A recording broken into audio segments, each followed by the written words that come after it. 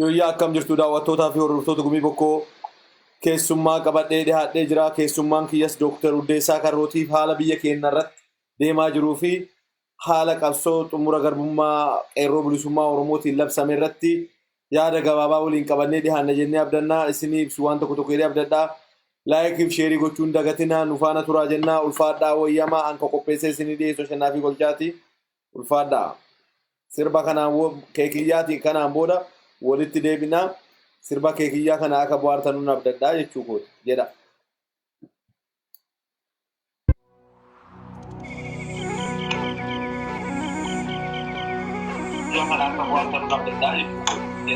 Oromiyaan lafuma Oromummaan nafuma yaaduma qawweetumu dhumi jaanin dhumu. Waan qabu waliin qabaa waan dhabu waliin dhabaa kana yaantummaa qabu hin eeginaa hin cabu.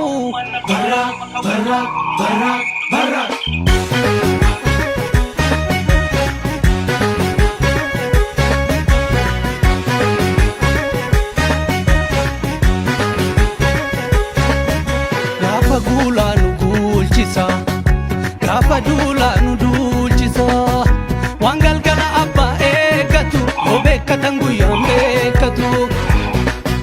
Goonni diinaan girree bu'aa gaafa xiiqii sabaaf du'aa. Gaafa roorroo ilmi dhiiraa gaafa xiiqii ilmi dhiiraa. Xiyyaara qabsoo keenyaa hayyootatu bararsee. Beensilli isaa dhiigaa gongubee lafeetti cabsee. Mul'is gadaa Mustafaa Harawee qabsoo sirbaa fi dhukaasa qawwee. Eebbisaafus maayyoo hirmiin ba'ame bakka laaf jireenyaa iyyaan dhabame. Biddeen lafee daadhii baaburatti daaksifame. Ittoo foona caalu hundeessatiin godhame. Hin nyaannu jiraan du'aan oodee nuti hima baafanna gumaa koodee. Waleen ormaa sirna ofiif kaatti dhalee maalimaa wajjin kaatti.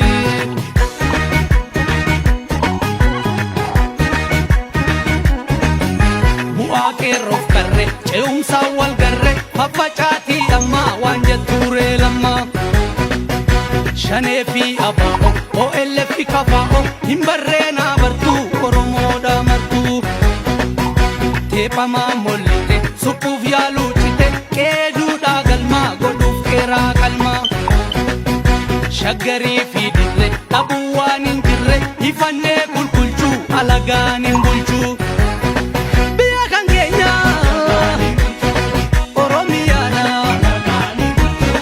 Biyya kan keenya Oromiyaadha.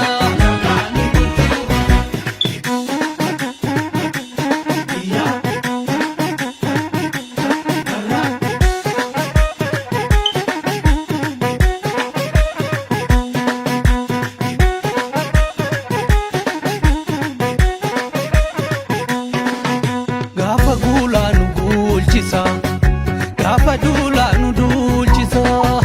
Waan galgala abbaa eeggatu yoo beekkatan guyyaan beekkatu. Goonni diinaan girree bu'aa gaafa xiiqii sabaaf du'aa. Gaafa roorroo ilmi dhiiraa gaafa xiiqii ilmi dhiiraa. Namni Oromoo taatee qawwee ormaa baattee si gaafata seenaan yoo saba kee waraantee. Mustafaa Huseen ta'ii ofiin beeki waraana baattee uummataan eegi. Badhooftaa osoolee akeekaa kaffaaloo miilatti dhabuu beeka. Abbaan gadaa beenuu bishaan mataa yaa'a. Dhaabata waliin laalaa sabaaf turree kaa. Diddan Oromoo manni lama beeka. Manneen hidhaaf mana kiraa deegaa. Kun dagala kun biyya ormaa keessa walitti qaba hadha'ee wal keessa.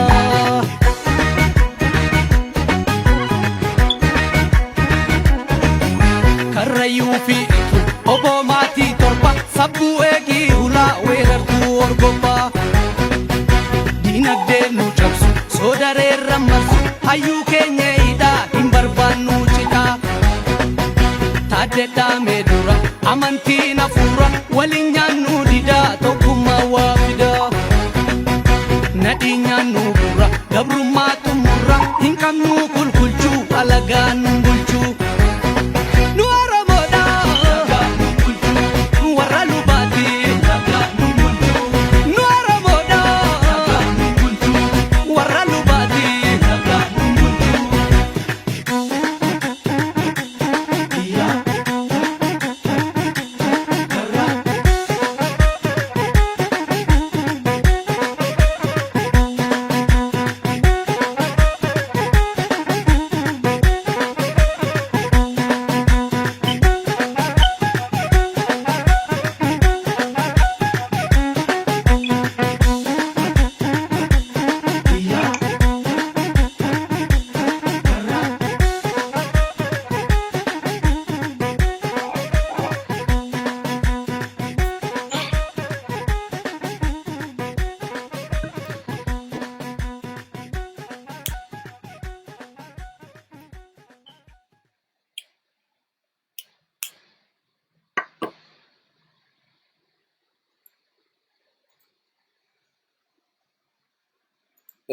Yoyyaa akkam jirtu jenneerraa yoyyaa doctor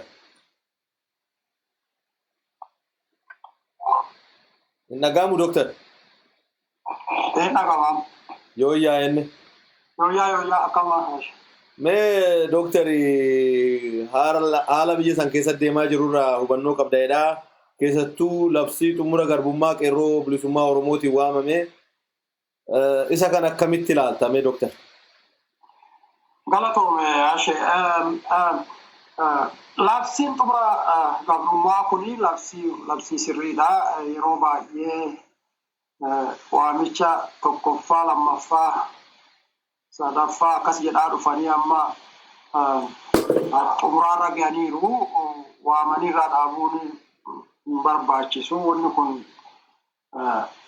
guutumaa guututti akkuma ummati keenya hundumtuu hubataa jiru akkuma nugumnuu hubannu waan dhaabataatii moti waan yeroo tokko deemee yookaan sirraawaa jedhamee eegamuu moti kanaaf xumuratti kennuu fi munyuuquun baay'ee barbaachisaadha kanaaf waan shakkii malee adoo kana yoo goone santinuu sirraa kana yoo goone santinuu sirraa jechuu adoon ta'in walumaa galatti kaanii waan barbaannu sun tokko tokkoon gaafachuu adoon ta'in takkaan garbummaa birraa fonqolchinee waan nu barbaadannu dhugumaan bilisa baasnee uummata keenya biyya keenya irratti waan barbaannu mirga keenya kabachiisuu biyya namaa irratti moti biyya keenya irratti kanaaf xumura dhumaa jechuun bor tokko du'aa tokko qabamaa tokko hidhamaa irraa jalaan namni jalaa du'aa nuti immoo jalqannee dhaabaa deemuu adoon ta'in jalqannee fixuu qabna fixuun fixan immoo nurraan dhaabatu opshiinii lamaan qaba namni keenyaaf ummati keenyas qaba beekuu qabu yookiin maalummaa kee gurgurtee jirummaa kee dhabsiiftee garba keetii nama fakkaattee jiraachuu yookaan immoo mormattee mirga keetii raggaasittee biyya keetii irratti bilisaan jiraachuu kana waan ta'eef kana waamicha sirriidha yeroon isaas immoo ammadha hunduma caalaa jechuudha gabaabuma. Mee tarii doctor labsii qeerroon bilisummaa Oromootiin waamame kuni wat sibira jira sagalee wayii. Injiru ana bira sibira ta'uu malee ana bira kifaa. Okay. Tole. Mee tarii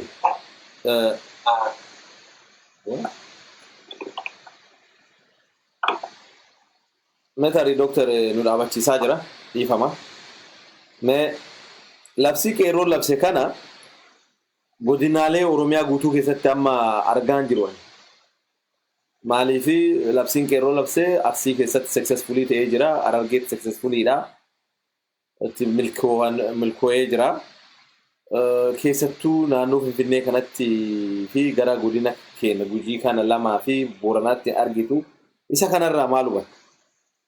Maaliif akka bara master plaanii kun master plaanii caala namoonni keenya master plaaniin lafa nurraa fudhatanii assimileet nu gochuu deemanii ka ammaa kun immoo aadaa keenya afaan keenya eenyummaa keenya nurraa fi mulqu mootummaa deemaa jiru kanarratti Oromoon maaf guutummaan ka'ee falmatuu dhabe ammas mara amma fakkeenyaa fi argaa jirta warra humna qabuu fi nama harka duwwaa falmatu gidduu garaagarummaan addunyaan kennaa jirtu argaa jirta maaliif Oromoon kun ka'ee kuuyyonnaa duutee ilaala maaf guutumaa guututti hin baane maaf wanni fubbuu karaa dhufteen dhalchan jedhanii maaf akkasitti deemuu dhabe kanarra maal naa jedha.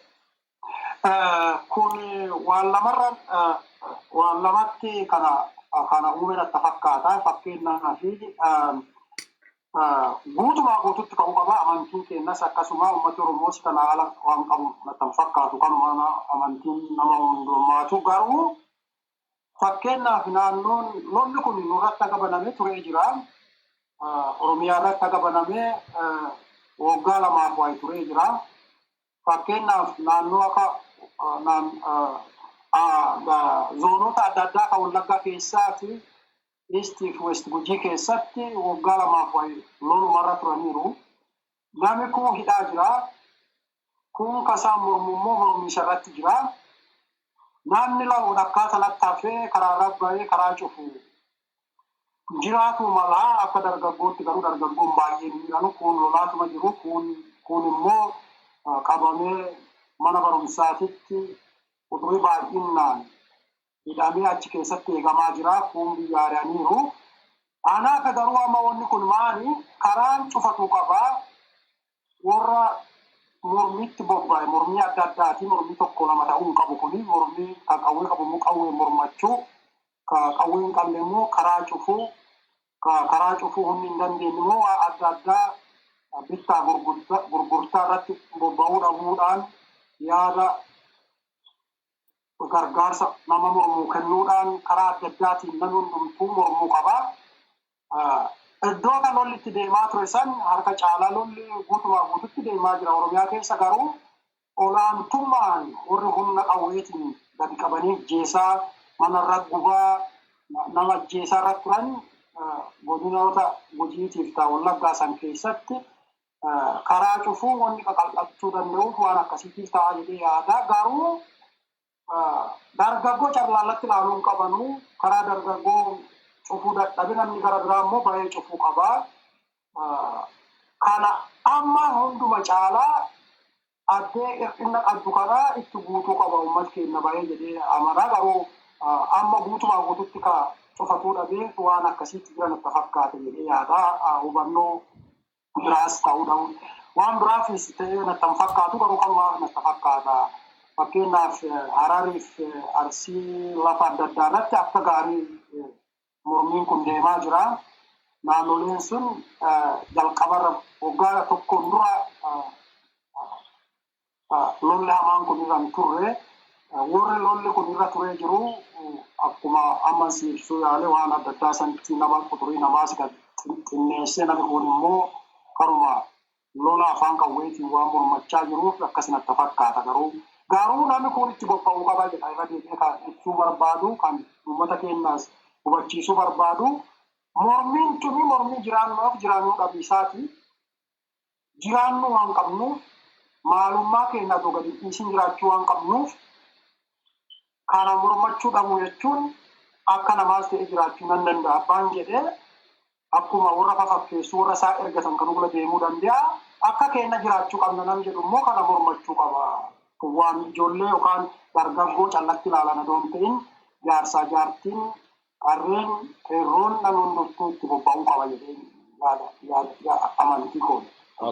Far Dooktar mee ilaali dargaggoota Oromoo ajjeesanii shanee ajjeesne kan ajjeesan Oromoodha. Shanee ajjeesne jedhaa jiru. Yeroo baay'ee nama Oromoo ajjeesanii bara waggaa 27 Oppidiyoon TPLF ergamtu yoo ajjeesanii yoo hidhanii si hidhanii jedhanii ati abaa'oodha ilaalcha abaa'oo qabda. Yoo waa'ee Finfinnee kaatte ilaalcha abaa'oo ta'a. Yoo waa'ee afaan Oromoo kaatte ilaalcha abaa'oo ta'a jedhanii Oromoo yakkanii hidhaa turaniif.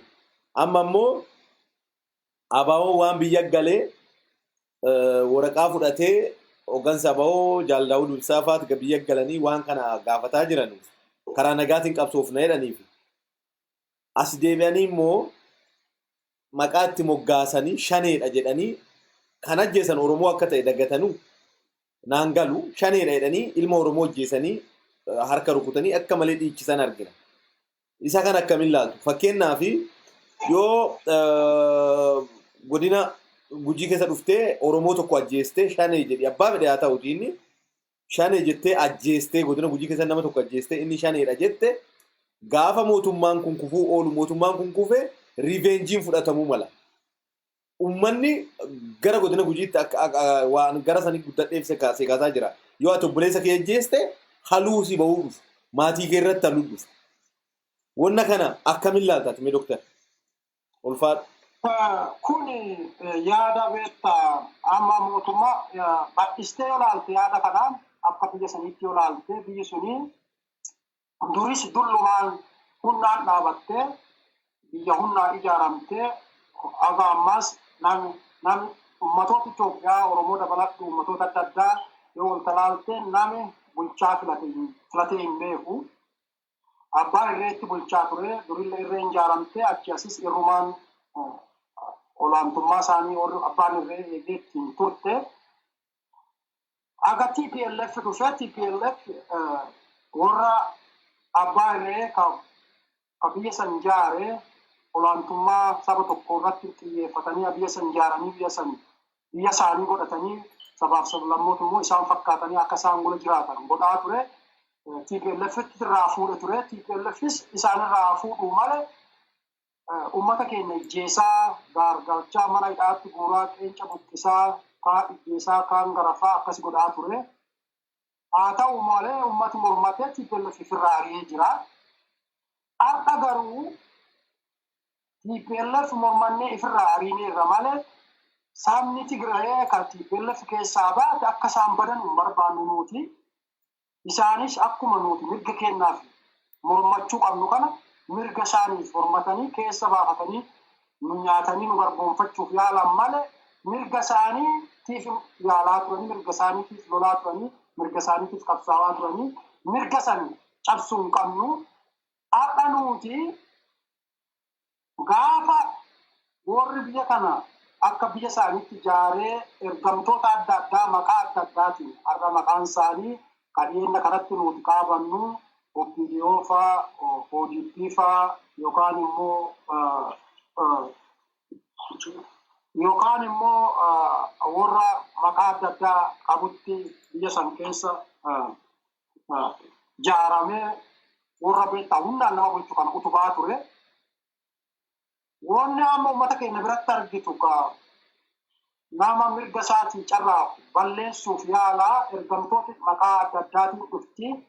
Nama ammoo mirga isaatiif mormatu maqaa adda addaatti baasu.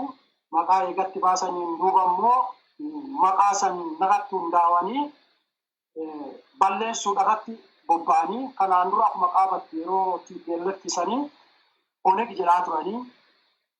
Ati Oromummaa ta'in maqaan isaa Oneg jedhama malee akka nu hundumaa galuutti nama Oromoo jedhee nama Oromoo ta'e ittiin balleessuuf malee Oneg barbaaduu fi miti. Hundumti keenya Oneg yoo beektaa mirga kee kabachiisuu irratti yoo ilaalte Oromoo kaaba kibba baaf lixa sabni Oromoo dhibba keessaa dhibbi namni bilisummaan barbaanne hin jiru. Mirga isaa namni hin barbaanne hin jiru. Nuti hundumtuu nama garboonfachuun barbaannu biyya keenya irratti garuu mirga qabaachuu amantii guutuu qabna nu hundumtuu namni Oromoo ta'ee namni mirga isaa akka eegamuuf bilisummaa isaa akka eegamtuuf akka sabaa akka nama tokkootti biyya isaarraa abbaa biyyummaan isaa akka eegamtuuf kan barbaanne hin jiru. Nama sanii karaan cabsituun maqaa biraatti barbaaddee kanaan dura akkuma siin jedhee OLF jettee adda bilisummaa Oromoo jettee abbaa barbaaddeetti maxxansitee ajjeesuu akkuma ati ibsitee amma addi bilisummaa Oromoo waan biyya keessa jiruu fi shanee jettee shanee jechuun shaneen eenyu akka ta'e maqaan isaa maal akka ta'e hin beekna.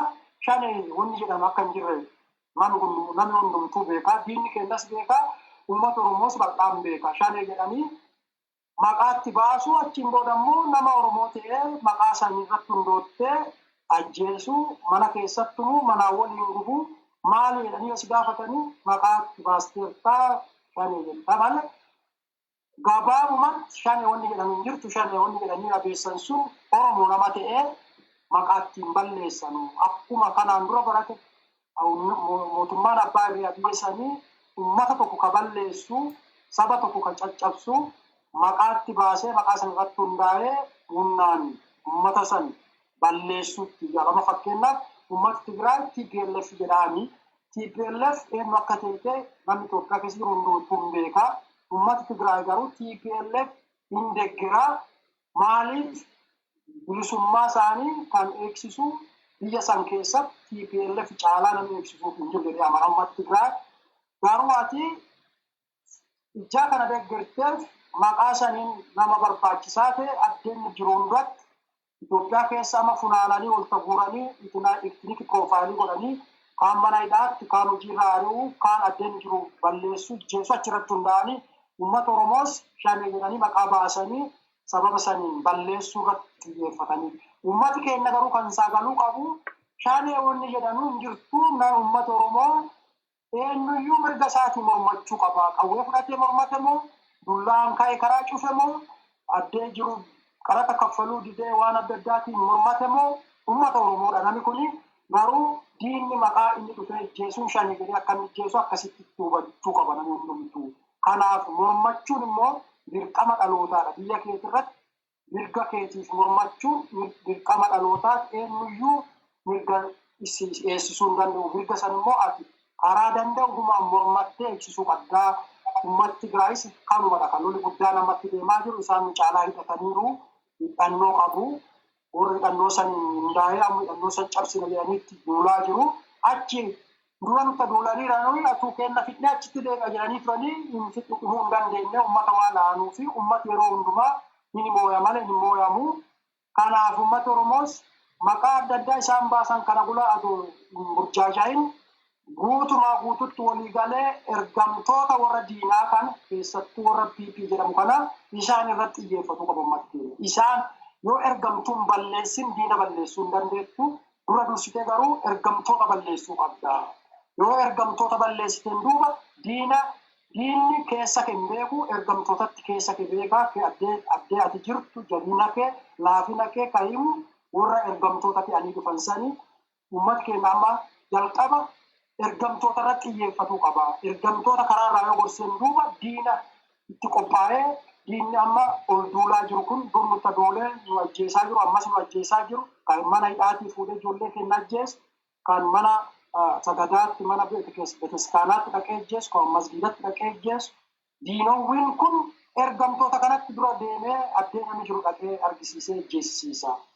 Isaan kanaan duras ajjeesaa turanii waggaa 27 TPLF uummata keenya ajjeesaa turte jaruma amma mootummaa kana jalatti maqaa jijjiirattee PP jetti kanatti ajjeesisiisaa ture. Wanjalanyaa Doctor balleessitoota olaantuun garuu Oromiyaa keessa isaan ammayyuu achi jiru. Wanjala gurguddatti isaan gubbaa jira. Isaan wanjala saniin karaa seeraatiinis itti gaafatamuu qabu. Uummata keenyas isaaniif duraa qabuu qaba. Karaa mirga isaanii eegsisuu qaba jedha gabaabuma.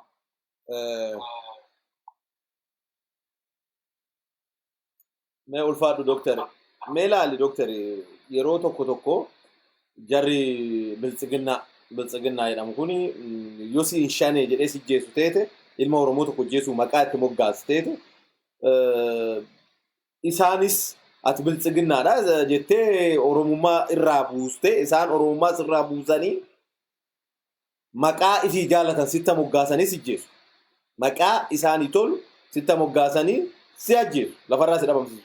Fakkeenyaaf mana hidhaatii baasanii si ajjeesu. Keessattuu silaa akka waliigaltee mootummoota gamtoomanii keessatti nama seera harka galee ajjeesuu mirga hin qabu mootummaan. Hin ajjeesu seeraan abdabamee jira qabamee jira kana olaantummaa seeraati. Namoota baay'ee amma torbaan kana keessa innaan argitee jettee mana hidhaatii baasanii ajjeesu. Mucaa tokkoffaa gara garba gurraachaa sanii nama abbaasaa ajjeese nama abbaasaa ajjeese inni ajjeesee yennaan dubbatee ture innis waan dubbatuu malee mucaan sun yeroo sana. galgala baasanii ijjeesanii bisaan bira balaagatanii deeman. Namoota garii ajjeesanii bosona gatanii deemaa jiran. Shororkeessummaa dalagamaa jiru kana ilaali. Garuu eenyu ajjeestennaa jettuun shanee jedha. Kasaan ajjeesan Oromoodha. Isaan maqaa fi itti moggaasan. Waan kan akkamiin laalta? Tarii mee aadaa tokko keessa aadaa Oromoo tokko keessatti obboleessa kee nama ajjeese nama jecha obboleessa keetii keessa harka qabu yoo beektee irratti tarkaanfii fudhattaa hin dhiichu atillee. Amma gosa isaa barbaaddee irra deemuu malta. Beektaa dhiiga namaa waan ta'eef dhiiga nama keetii waan ta'eef dhiiga bahuu deemuu malta. Isa kana hubataa jiru warri milishooti gandaa warri ajjeesaa ennaa jedhanii cadhisanii ajjeesan kun boru maatii isaaniitiif warra isaaniitiif maal yaadanii lubbuu ilma namaa irratti kana tolchaa jiru. Mee kanarraa wanaa jedhu. Ila asirratti wanni uummata hubatuu qabu inni tokko meeshaa tokko warra nama ajjeesu kun eenyu yaada jedhu adoo laalte uummati keenya badhiyaan hundumtuu adoo kana laalee gaarii turte. TPLF waggaa 30 jennu waggaa 30 biyya san bulchaa turte. Jaarri amma bulchiisarra jirtu kunis Oromoo sani. TPL gaafa biyya san bulchitu akka TPL olaantummaa qabdi malee warra arfan santi bulchaa ture.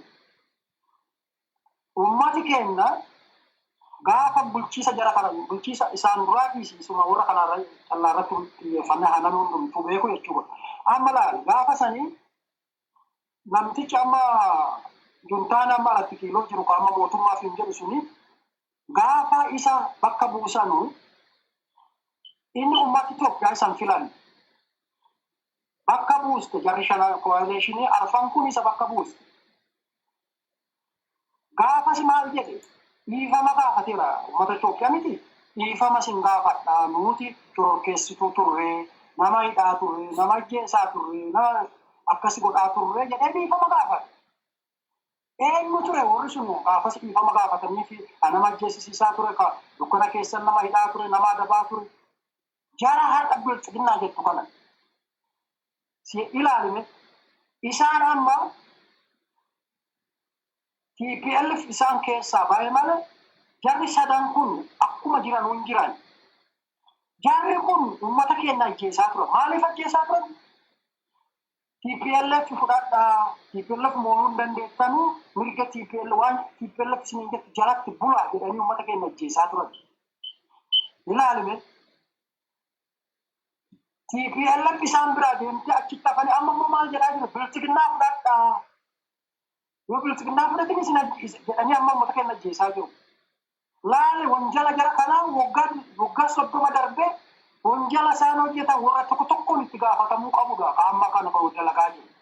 Kanaaf amma uummati keenya maqaa isaa itti baasaa ijjechaa isaanii kana hundumaa eenyu akka dalagaa jiru maqaa isaanii jijjiiratanii dhufanii malee jarri kun nama tokkodha.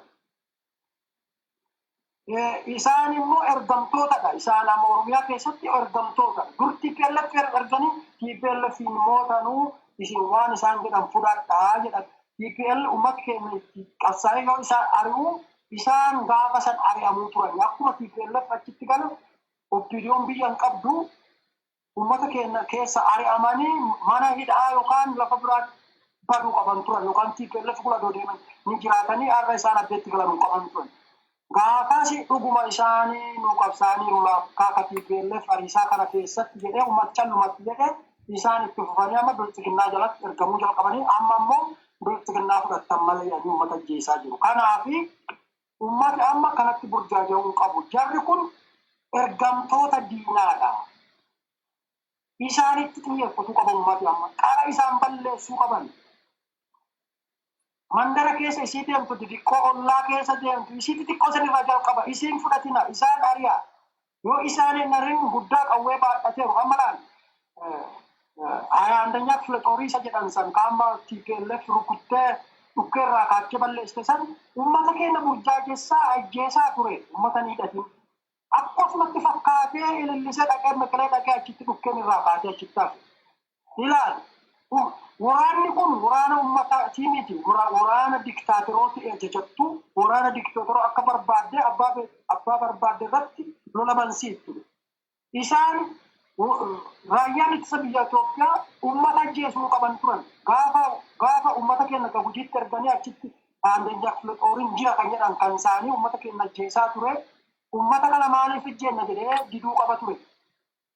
Akkasuma uummata Tigraayitti dhaqaa ajjeesaa isaanii hidhatanii waan jiranuufi maal akka ta'e mirga fiitii mormachuun argisiiseera warri sun. Har'a mooneerra jedhaniis oduu odeessuu danda'u garuu waraanni sun har'a hin jiru. Caccabanii badaniiru ammas kanaafis jiraachuu qabu uummati keenyas mormachuu qaba waan qabu hundumaanii. Butaa isaanii kachaa suni okkolaa galee nu ajjeesuu qabu isa okkolaa dhufe wal bula fixuu qabna nutis mormachuu qabna mirga keenyaafi. Maaliif nuti biyya namaa dhaqneen qabanna hin jenne biyya keenya irratti mirga keenya eegsifanna jennee kana nurra didaa jiru kana jalatti nu qabaa jiru isaaniif qabamuu qabnu. Waraanni kun waraana uummata biyyaati miti waraana diktaatorootaadha. Waraanni diktaatorota ajaju uummata mo'uu hin danda'u uummati isaa mo'achuu qaba. Dhumuu qabani akkuma Tigraay dhaqanii dhumaan san biyya keenya irrattis dhumuu qabu isa maaliif uummataaf hin dhaabanne isaan diktaatorootaaf dhaabatan.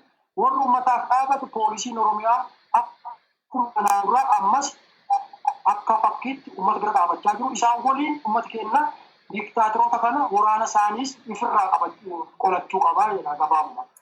Ulfaan Dr. Megara lolaatti deemina gara lola naannoo Tigraay deemaa jiru kana sa'aatiin 72 darbee na fakkaata sa'aatii 72 jedhanii warri TPLF immoo waggaa 72 keessatti waan kana nu godhan uumaan nu gootu itti naadatti jarri lamaanuu nu galchu abbaa fi ilma wal nyaataa jira nu ka galchu waa'ee uummata keenyaa na fakkaata akka fi yaadutti amma gaazexaan tokko kabaasee na argitee jiraatte warri wallolaa jiranu jedhe mootummaan Ameerikaa kun faakee dubbataa jira warri wallolaa jiran muummichi ministeeraa kunu intelligensii gubbaa tooppii ta'ee geeggessaa ture jira waggaa 27 kana keessatti poozishinii adda addaatiin geeggessaa ture amma garuu isaan callaa jedhanii gara tokko lolli kun deemaa jira.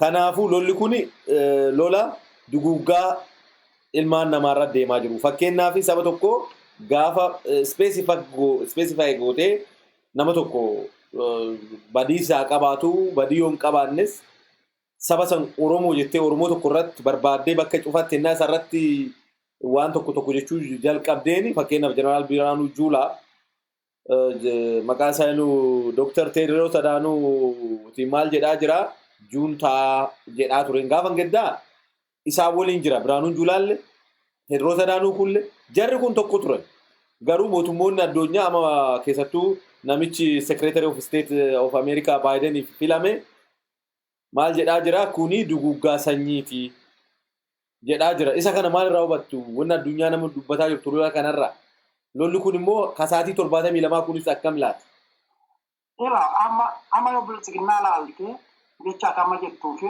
isuma sila jennu amma wanni isaan jedhaa jiranu seera eegsisuu jedhanii lolli kun karaa biraatiin akkuma raayyaa ittisa biyyaa nu jala rukutanii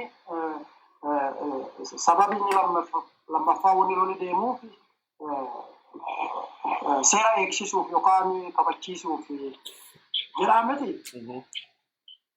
Biyya san keessatti yoo seerri badee jiraate yoo rakkoon kanaan dura uumames taanaan namni balleessee jiraate jara arfan waggaa 28 Itoophiyaa bulchite waan badii achi keessa jirtu isaan hundumtuu wal qixan.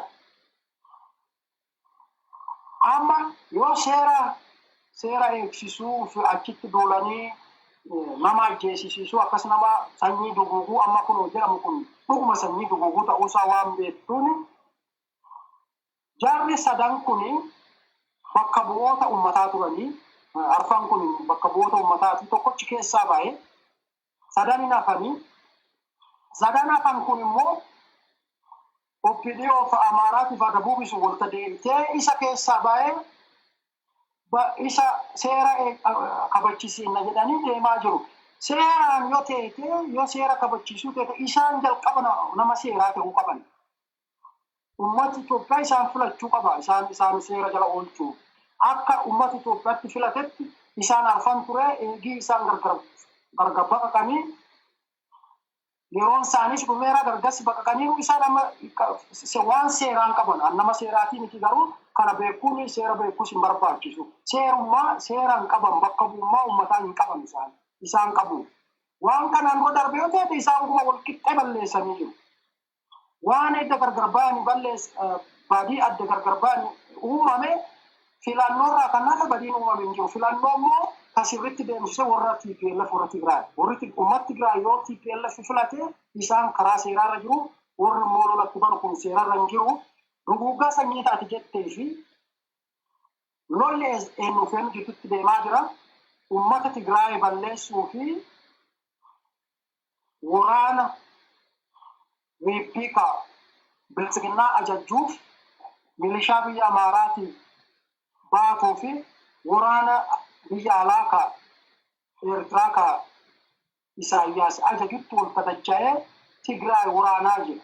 Kun guutumaa guututti dhaabbiin isaanii fedhintaa isaanii kanarraa hundoottee waan isaan godhan laatu kun duguuggaa sanyii.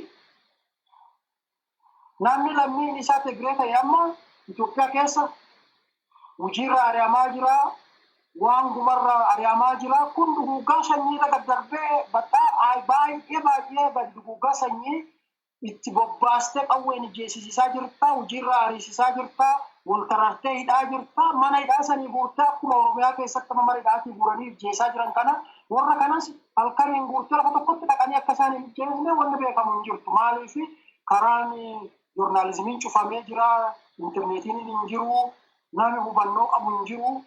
Magaalaa kana qabanne magaalaa san qabanne yaani waan isaan qabatan nama lafarra jiru argisiisanu waan uummata jedhaaruun argitu.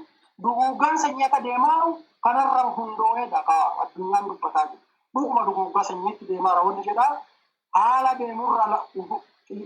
deemurra hundoottee ilaaltu duguuggaan sanyii akka deemaa jiru wal nama hin gaafachiisu. Shakkii malee duguuggaan sanyii akka deemaa jiru argisa. Maaliif inni mootummaaf hin jedhu hunda harka caalutti bobbaaseeru kuni maaliif akka gaazexanyoota achi hin deemne dhoowwe, maaliif intarneetii kutu, maaliif bishaan midhaan akka uummata saniif hin deemne nyaachi waan gubarraa cufee jira. Kun addunyaarra seera lolaa keessallee hin jiru inni akkasii. Kun duguuggaa sanyii ta'uu jarri kun akka itti gaafatama addunyaa irraa akka isaan bilisan ba'an ragaan adda addaa ni argisiisa. Wanni adda addaa ammayyuu mul'achuu jala qabdeetti. Biyya sana eessa ammaaddee milishaan karaa biyya Amaaraatii dhufe sun nama baay'ee ijoollee dubartii ulfaa qaqqabeeru isa jedhan sun amma harka caalu milishaa ta'uusaa ragaan hundumtuu argisiisaa jira. Kanaaf duguuggaan sanyii babal'inaan deemaa jira jechuudha achi. Mee haa ta'u Abiyyi Oromoo bakka bu'aa jedhanii miidiyaan addunyaa tokko nama caqastee jiraattee Aljazeeraallee Abiyyi is come from majority jedhanii uummata populationii baay'ee keessaa dhufee jedhanii garuu inni yakka jalqabeen irratti Oromoorra yakka dalagaa ture. Oromummaa isaa kanas ani beeku mirkaneeffachuu hin danda'u. Maaliif namni Oromoo balleessuuf karoorfate keessaa inni nama tokko. Akkamitti Oromoon kanaaf deebii laatuu qaba addunyaadhaaf waa'ee Abiyyi kanarratti Oromoon yoo deebii ka'ee ofirraa deebisee fi amma keessattuu Oromoon biyya alaa jiru kun cadhisee ilaalaa jira. Maqaa Oromoo kaasu yennaa miidiyaan kaasu Abiyyi jedhanii isarratti xiinxaluu dhiisanii Abiyyi jedhanii duuba Abiyyi Oromoo kaasu. Kana Oromoon maal tolchuu qaba? Oromoodhaaf maal dhaamtaaf? Keessattuu Oromoo biyya alaa Ameerikaa UK addunyaa tana keessa jiru namichi kun Oromoo ta'ee osoo hin taane yakka inni dalaguuf akka isa itti gaafatan maal tolchuu qaban? Yakki kun Tigraay callaa miti Oromoorrallee deemaa jira. Isa kanarraa maal jedhuu qaba uummanni Oromoo itti yaadda doktor? Kun uummata Oromootti teenaan sabaaf sablammoota Itoophiyaa keessa jiru keessattuu baay'ee ifaadha. Kun inni maal akka ta'e nuti sanyummaa isaarraa dhimma hin qabnu nuti uummata Oromoos taanaan eenyus taanaan nuti keessattuu nuti uummata Oromoo inni Oromoo immoo dhabaate immoo dhimma kennaa nuti kan barbaannu mirga keenya kabachisiisuu fedhintaa keenya waan biyya keenya irratti nu fedhintaa biyya namaa hin barbaannu mirga namaa cabsuu hin barbaannu lafa namaa hin barbaannu lafa keenya irratti biyya keenya irratti mirga kabachisiisuu Oromoo ta'e immoo dhabaate immoo dhimma kennaa nuti nama mirga keenya cabsuuf yaalu biyya keenya irratti nu balleessuu barbaadu mirga keenya akka nuti kabachiifannu nu godhuu yaadu sun nuti Oromoo moo Dabaa moo akkuma diinaatti fudhannaa nutti qabsoonnaa biyya keenya irratti mirga keenya akka kabachiifnu shakkii tokko hin qabnu. Anamicha kanaa olaalte garuu mee hamaa inni jedhaa fudhannu gaafa Noobel Piraayizii karaa dogoggoraatiin argate san fudhatu abbaan koo Oromoodhaati koo Amaaraa jedhee interviyuu moo OBN ormaa inni isaanii san irratti dhiyaate abbaan kootis haati kootis Oromoo jedhee. Isa jechuun isa staanaan bilchiginna jedhee wanni inni wadhaanu kunis kijiba gurguddaa warra beektaa dhibba keessaa dhibba kijiba irratti hundaa'ee mul'atu waan ta'eef maalummaa isaatti xiyyeeffachuu qabdu ati waan inni hojjetu irratti xiyyeeffachuu qabdu. Kanaaf inni maal akka ta'e wanni isaa amma fakkeenyaaf dhaloota akkasii jedhee jira. Dhaloota isaarra guddoo achirraa wanni baay'ee wanni nuti itti xiyyeeffannu hin jiru inni abbaa fedhii ta'uu danda'a garuu jechuma afaan isaa yoo fudhatte akkasii wal faalleessa. Dokumentii isaa fakkeenyaaf karaa barumsaa kana yoo ilaalte yoo dhugumaan rikkeerdii isaa gaafa inni dhalatee haddanitti digirii jalqabaa fudhatee digirii lammaffaa digirii sadaffaa fudhatee yoo ilaalte kutaa 12 fixee hin jiru namichi kun. Gara fuulduraatti mee ragaan kun dhuguma qabatamaan gadi ba'aa ta'a. Wanni tokko wanni namichi kun wanni inni afaan hin dubbatus wanni inni akka daataa rikkeerdii ta'ee akka isa ibsaas dhugaan keessa hin jirtu kijiba malee.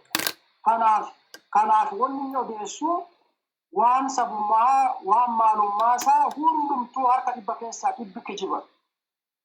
Amma laal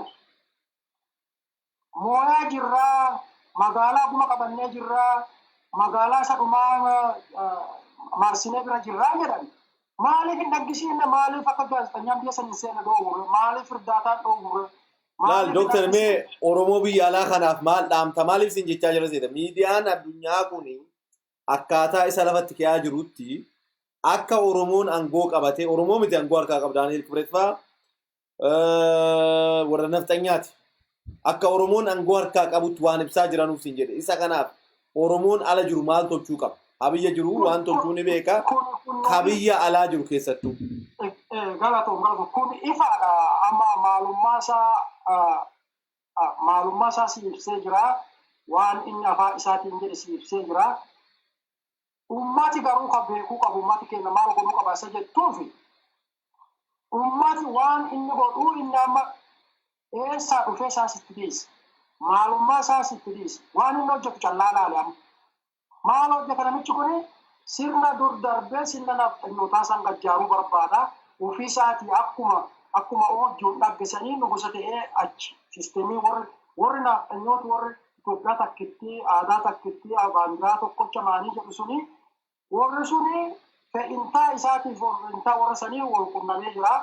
Diktaatoroota akka isaa Isaayyaas Afwerqi fe'intaan Isaayyaas Afwerqiitiif kasaas walta dhufeera akkuma tasaa jarri sadiin kun amma kondiishinaalii walta dhufanii jiru. Addee ta'e tokkotti wal dhabuun isaanii naafuu garuu ammaaf wanni walta fidaa tokko argamteerti. Kanaaf inni wanni inni ijaaruu barbaadu biyya santi mootummaa caccabaa kanaan dura itti qabsaa'amee kufee barbadaa'ee waggaa 28 karaarraa qabame sanii karaatti deebisuuf yaalaa jira. Ummati keenya guutumaa guututti kana itti qabsaa'uu qaba. Maalummaan namicha kanaa eenyu akka ta'e namni hubatin yoo jiraate nooruma isa fakkaatu warra isa jalatti gurmaa'ee isaanis beeku sobanis waan isaan barbaadan waan isaaniif guutaan isa jala gurmaa'aa uummata Oromoo garuu namichi kun Oromummaa dhiisiyyuu akkuma namaatti nama dhugaameessallee miti nama kijibaallee waan isaa guma kijibadha. Kanaafi uummati keenya akkuma duritti qabsaa'aa ture ammas cimseetti qabsaa'uu qaba. Addeen uummata keenya xiqqoo jalaa gorsiteertu natti fakkaattu TPLF kaleessa nu cabsaa turtee majjeesaa turtee har'a ammoo maaliif isaan yaada isaanii cinaa dhaabannaa yaada jedhu. Nuti amma TPLF miti kan nuti deeggaraa jiru. Uummati Tigraay akkuma uummatoota Itoophiyaa mirga isaaniitiif lolaa turanii mirga isaaniitiif qabsaa'aa turanii har'a ammoo maqaa sobaatiin dhaqanii mirga isaa cabsuu hin qabnu.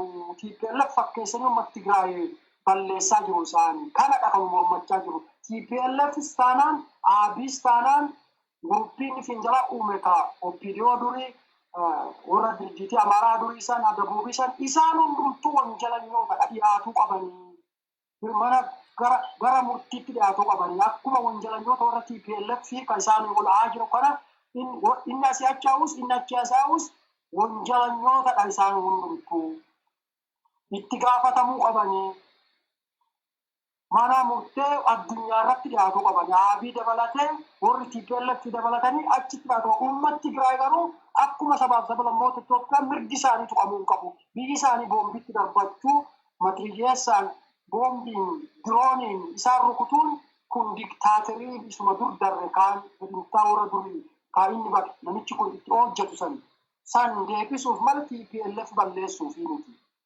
Kanaaf warri asii achi loolu warri ergamtoota isa jalatti gurmootteertu ka OPDOtunis warri maadan turan sunis hundumtuu warra firdi dhiyaachuu qabu. Wanjalanyoota isaan guba wanni seerri isaan eessisan hin jiru namni isaan filates hin jiru seerri kun isaan hundumtuu itti gaafatamaa guddaa qabanii amma lola amma banan kan ammoo duguggaa sanyiitiin himatamuu qabu ka kanaan dura balleessaniifis itti gaafatamee mana murtee addunyaa irratti dhiyaachuu qaban hundumti isaanii jedha. Mee ulfaadhu Dooktar uummata Oromoo biyya alaa jiru kanaaf akka onaadhaamtu irratti waan san biyya keessaa dhiisi uummanni Oromoo biyya keessaa waan godhaa jira. Amma socho'aa jira. Ka biyya alaa keessattuu maaliif seeta miidiyaa addunyaa kanaaf warra dippiloomaatotaa kanatti hojii dippiloomaasii hojjuu danda'a kanaaf siin jechaa jira. Beektaa miti. Namoonni tokko akka hojjaa jiran naa gala. Nama akka Seenaa Jamoo, nama akka Dr. Birhaanuu Masqal, namoonni hooggantooti dippiloomaasii adda bilisummaa Oromootii hojjan biyya alaa kana jiranii namoonni tokko warra koongiresii seeneetitti himaa jiran. Namni kun akkas jedhanii garuu miidiyaa addunyaa kanallee namni kuni kan dalagaa jiru mataa ifiitiifiin yakka fi dalagaa jiru malee yakka kana akka Oromoon harka keessaa hin qabne yakka duguggaa sanyii saba kamuu Oromoon nama balleessuuf fedhii saba Oromoo akka hin taane saba tokko lafarraa duguguu fedhii akka Oromoo hin taaneef uummata biyya alaa kuni uummata Oromootii sagalee ta'ee sagalee uummata Oromoo ta'uu hin qabu jettamu maal jettu kanarratti? Gaarii uummata keenya ka lola kanaan dura akkuma uummata keenya walitti deebi'ee wanni adda addaa godhaa ture ammas bal'innaanii achumatti deebinee qorrillaa jiraatu malee dhimma isatti deebinee ammas addunyaa dhageessifachuu qabna. Amma lolli nurra deemaa jira. Harka caalu ka qawwee ol waan deebi'eef akka waan nuti. Walakkaa kanatti akka irraanfannee fakkaatti irraanfatan sun hafee ammas adduma qara akkuma qara sagalee dhageessisaa ture uummata keenya baay'ee ammas mana hidhaati baasanii akka nama ajjeesaa jiran. Akka durillee caalaa amma jechaan suukanneessaa jechaa dugugaa sanyii fakkaatu kan amma duratti Tigraay deemaa jiru ka fuula duratti argamaaru Oromiyaa keessa guyyaa amma harka caalu deemsisaa jiru. Kan ammoo akkuma karaa lallabaa ture namni keenya ammas deebi'ee karaa irra deebi'ee waan kana baay'ee sagalee isaa ol qabatee ammas waan kana ibsuu qaba. Sobi ammaa warra TPLF seera eegsinnaa seera kabachiisnaa jedhanu warra seera barbaadamutti seera nama kabachiisuuf yaala kun sirrii miti. Isaanuu seera barbaadamaa jiru amma immoo hancaalu immoo duguggaa sanyii itti gaafatamaa duguggaa sanyiitiif lola irratti nama akkasii ajjeesuu irratti itti gaafatamu nurra jiru isaan mataan isaanii. Kanaaf uummati keenya already waan jalqabe ammas itti deebi'uu qaba akka irraanfatu ta'eera isumaatti jettu sila. Waan kana naaf ibsitu barbaade maaliif uummanni Oromoo biyya alaa jiru akka ba'anii amma beeksisuu qabanii waan kana akka Oromoon yakki dalagamaa jiru maaliif seeta Oromoo beektaa yoo aangoo qabatu Oromoon kana godha Oromoon akkas godha. Warra naftanyaa waliin ta'ee inni kana godhaa jira. Yakka inni tolchu sana Oromoon akka isa bira taatee godhaa jirtutti miidiyaa addunyaa irratti dookumenterii waan ta'uuf Oromoo akka bakka bu'ee godhaa hin jirre kan inni godhaa jiru yakka inni dalagaa jiru warra naftanyaa bakka bu'ee akka ta'e Oromoon mootummaa addunyaatitti uummata miidiyaa addunyaatitti seeneeta koongireesa nama jirutti mara bakka jirutti itti beeksisuu akka qabanu haalli karaa kanaan dhaamatuu qaba. Anis hin beeksisaa namoota seenota nan dubbisaa yeroo tokko tokko warra kongireesaa kanallee waan dubbisuu fi haalli ittiin himaa waan deemaa jiru kana namichi kun kana godhadhee allee godhuu hin danda'a jechuu kootii ulfaadhu wayyamimee gara gaafii xumuraatti si deema. Mee doktari bara mootummaa dargii keessa parsantiin 70 qawwee kaayidate Oromoo ture jedhama bara dargii keessa. Garuu TPLF dhuftee mootee jennaan Oromoo san cufa caccabsitee maaliif isaan saba fiitii dhaabachuu dhabuu isaaniitiin TPLF amma komatu Oppiidiyoo warra amma bilisiginnaa kana uumtee fiddee dhuftee nutti nama siniyaaskaa jettee Oromoof nama keeftee Oromoo saamaa turte Oromoo irratti yakki dalagamaa ture warra amma bilisiginnaa ta'e kana Oppiidiyoo walta qabdee Oppiidiyoo karaa Oppiidiyootiin yakka Oromoo irratti dalagamaa ture. TPLF gubbaa teettee yakka dalagaa nama waa'ee kennaa hafuura baafattu mataa keessan hudhaa jenna. Ishii jettee yoo TPLF nama tokko na ajjeese dheeni Oppiidiyoon nama 10 TPLF gammachiisee dhe nama 10 advaansii godhee ajjeesaa tureen beekama. Ammas immoo nafxanyaa jala ergamna jedhanii Oromoo dhaqanii nama baay'ee fixu guyyaa tokkotti na argitee jiraatta. Eegamsitti si ajjeesaniin duuba Oromummaan keessirraa gadi bu'ee shanee ajjeefnee shiftaadhaa. Kuni maaliidha maqaas tamuggaa tarii waraana kana keessatti akka tasaa ta'ee jarri TPLF kuni mootee jennaan ammallee waraana kana keessa Oromoo baay'ee jira jedhama. Waa'ee Oromoo dagatee waa'ee lola Atsee Minilik Xoorinnet jedhanii amma mootummaan Shawaa Kibbaa jedhanii naannoo Amaaraa sun baasee ture makiinarra fe'anii deemanuu Atsee Xoorinnet jedhanii lolli kun lola warra Atsee yoo taate Oromoo maan galchee kana keessa seene lammaffaa qawwee harkaa qabu kana uummata Oromooti difeendi gochuun barbaanne ergamuu barbaada waraanni kun tarii boruu gaabbiin dhufitti akkamiin laalta TPLF akka tasaa moo'itti moo TPLF biyyuma mataa fiite galatoome jecha beektawaa ati jette amma fakkeenyaaf lolli kun lola eenyu akka ta'e irratti deebinee hinnee jirra. Achirra dabaranii namni ergamaa akkuma amma jettu sun qawwee baatee harka caalu gurmuun saba sanii saba Itoophiyaa keessa jiru fudhatte harki caalu Oromoo waan ta'eef proportionii sanillee adoo deemtee namni harka caalu namni qawwee baatee deemu uummata lammii Oromootti baay'ata. Garuu baay'ina namaa miti lolatti immoo yaanu waa lola nuufitti lola nama moosisaa maaliif akka loltutti lola moosisaa yookaan namni maaliif akka lolu wanni lola nuufsu waan beektaa dhugumaan waan loluufi qabdu waan nuufi qabdu yoo teete lola sammuu yaani lolli kun akkuma dur himaa turre tokkoffaa Abiy Ahmed nugusa ta'ee akkanni turu diktaatirii keenya ta'ee akkanni waggaa 27 ergamee qabsiisaa ture nama ajjeesisaa ture waggaa amma fuulduraaf dhuftu akkuma isaa kejetii isaa yoo fudhannee innis nugusa ta'ee akka turu lammaffaa warra nafxanyootaa masmaara irraa ba'an biyya isaanii kan ijaarree jedhan biyya keenya jedhanii maqaa isaaniitiin afaan isaaniitiin aadaa isaaniitiin alaabaa isaaniitiin takkattii malee jedhaa turanii waa itti deemaa itti fakkaattee ristii kanaan dura dhaban waan san fakkeessanii akka san fudhatanuuf lolanu.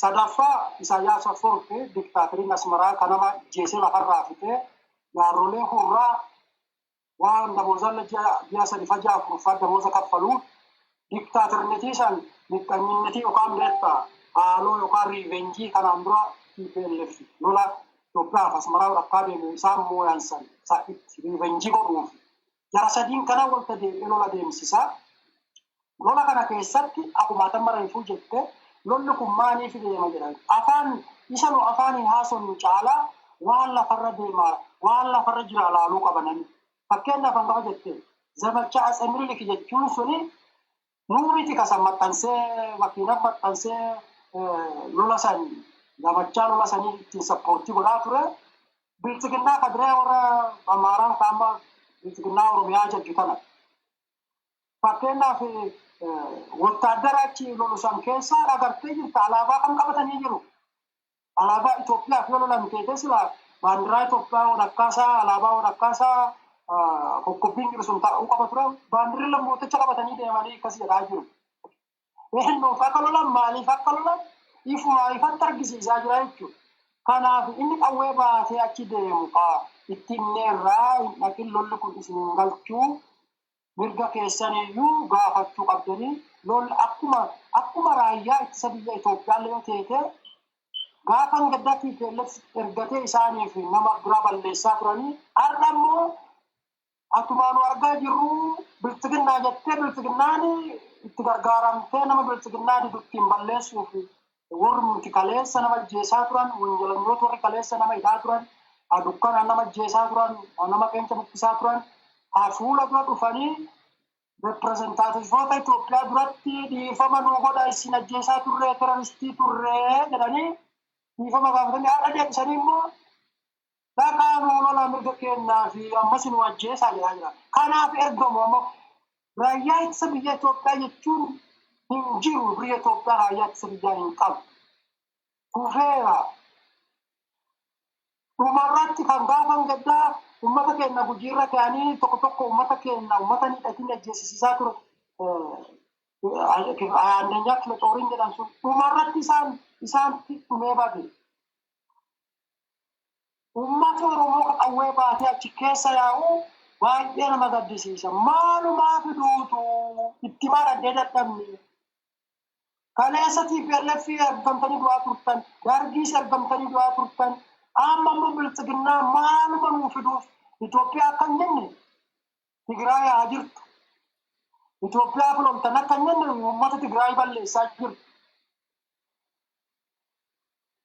Konstituushinii Itoophiyaa dhaqaa dubbisaa raayyaan ittisa biyyaa nagaa biyyaa eega malee dhimma keessaa paartii yookaan bilchiginnaa akka gootuu fi nama bilchiginnaa mormee akka balleessitan wanni isin ajajji hanqasni tokkollee hin jirtu akkas isaan ajaju. Kanaaf waraanni sun raayyaan ittisa biyyaa sun uummata Itoophiyaa bakka hin bu'u. Diiganiiru baqassaniiru amma warri TPLF saba Tigreetaan keessaa baaniiru kaan qabanii hidhaniiru ka ajajoota keessaa guuree hidhee jira. Waraana nama qawwee baatu callaa waraana lolaan beekame ka diina eeguun beekame uummata isaa akka inni lolutti ergani. Ilaalime aandeenyaa Kilexooriin sun beekamaadha lolaan ka beekame. Xororii silaan diina ayyattee ergita malee ajajoota keessaa guurtee jajjaboo nama ajaju keessaa baasanii warra qawwee baatee dhaqa uummatti Tigraay lolaa jettee ergite. Kanaaf dhaqa wanni loltuuf sirriin taanaan jabinni jechuun waan loltuuf malee qawwee ati baattuu miti quxurii yookaan baay'ina nama loluu miti. Kanaaf amma waraanni sun tokko hin jiru. Laalee amma maal jedhaa jiru 60,000 sii kaffallaa loltuu ta'a koottaa. Inni kun kuma eessa dhaqee amma loltuu biraatti barbaadu. Kanaaf ummati isa gaafii ati gaafatte ummati Tigraay yoo beektaa warri Tigraay kun mooyamee yookaan maaltu ta'a isa jette lolli ummata lolanii mooyamanii hin beeku. Ummata lolanii mooyanii hin beekan. Warri Tigraayis magaalaa Meqalees qabatuu danda'a inni magaalaa barbaade qabatuu danda'a. Yoo qabatteen booda hoo waan jedhu callaa yaadi. Fakkeenyaaf Ameerikaan Iraaq loltee torbaan tokko keessatti Saadaam Huseen dhukkeerraa kaachee qabattee turte. Garuu magaalaa Bagdaad keessa deemuuyyuu hin dandeenye. Makiinallee yoo deemte boombii sitti dhawaa yoo makiinallee gadi buute namatti sajjeessa dhumarra maal goote Ameerikaan dhiistee keessaa baate. Abiy Ahmed illee inni magaalaa Maqalee galuun mooyuutti fakkaata. Garuu dhumee bada loltuun qawwee baattee deemtu ka waan ittiin amanne lolchiisan sun dhumtee baddii yookaan ifattee keessa baqattii yookaan harka kennattee bira baddi. Lolli kun hin mooyamne Maqalee galuun mooyuutti fakkaattee kijiba bilchiginnaa odeessu abbaan amanuu ta'e amanuu danda'a. Garuu lolli kun hin mooyamne kan Tigraay lolamus hin mooyamu kan Oromiyaa keessatti halkanii nama baasanii mana hidhaatiin nama ajjeesiisan kunis dhumtisaa uummata Oromoo mirga isaanii kabachisiisaa lafa isaa irratti lafa isaa bilisan baasaa shakkii malee adoo bilchiginnaa moote wanni jedhan dogoggora gugurdaa bilchiginnaa karaa kijibaa dubbii sobaa fudhattee lolli mo'amee kanaan duras lolameera. Dargiinis lolee dadhabeera. Warri kijibaan bulchaa ture kanaan duras akkasumarraa badeera. Ammas numa badan malee wanni mo'ame hin jirtu. Isa isaan kijibaa mamiqilee qabanne maalii qabanneen kun qabattanii hin duuba hoo yaada jedhu callaa kaase. Achiin duuba maal taatanii akkuma malaakuu faantaa malee jedhu yeroo dargii abdisaa ta'ee mamiqilee bulchaa ture. Tigraay bulchaa ture. Ammas abdisaa ta'ee Tigraay bulchinaa jedhamteete namni isaan ifumatti dee'anii taphataa jiru itti kolfaa. Namni tokko keessa jiru isaanitti kolfuu qaba waan isaan dalagan. Kanaan dura yaalameera immoo namni ammas goonuu hin danda'anu. Maaliif wanni lolanuuf sobaa kijibadha. Diktaatorootaaf lolanii namni isaanii lolu sababa loluuf hin qabu. Abiy Ahmed diktaatorii goonee biyya sanirratti namni isa fudhatu hin jiru. Namni inni loluufis hin jiru. Wanni bilchiginnaa jedhan kun tirriktii juntaan 4 kiiloo jiru odeessu malee uummata keessa hin jirtu. Wanni lafarra hin jirre namarra gadi bu'uu hin dandeettu. Biyya gabaabuma. Hayyee ulfaadhu wayyamii dooktarii akka gaariitti ibsite. Ilmi warra juntaa wal lolaa jiru. Ilma isaaniiti inni no doubt namni kana mormuun jiru Abiyyi waggaa 14tti isaan jala guddate. Har'ammoo isaan akkamaa godhee inni qulqulluu gochuun hin danda'amu. Inni keessattuu nama shiraa namaa jedhama. Beektaa akkaataa nama balleessu. Wallagga keessatti yeroo ijoollummaa isaa amma guddatu jedhanii waggaa meeqaaf Wallagga keessa tursanii Wallagga keessatti inni fi jaalli isaa suni yakka hamaa uummata Oromoo irratti Wallagga keessatti dalaganiiru. Nama baay'ee dhabamsiisaniiru. Warra kana amma dhufanii dura ba'anii akkaataa nama dhabamsiisanullee ni beeka namichi. Kanuma jira ulfaadhu wayyamii wanni hafee jira yoo jette dooktarri wajedheetiin xumurra. Wanni hafee hin jirtu wanni beektaa dhumarratti amma deebi'ee dubbachuu barbaadu maali?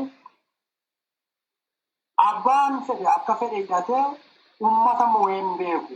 Kana hubachuu qabu uummati keenya. Fakkeenyaaf isaan waan xixiqqoo tokko waanuma shira dalagan kana akka waan guddootti ilaaluu danda'u.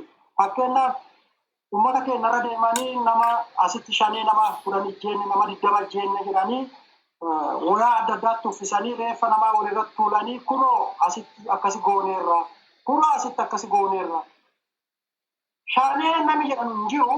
Wanni isin lolaa jirtan kun mirga namoomummaa, mirga oromummaa lolaa jirtu. Kun kanan beektan taanaan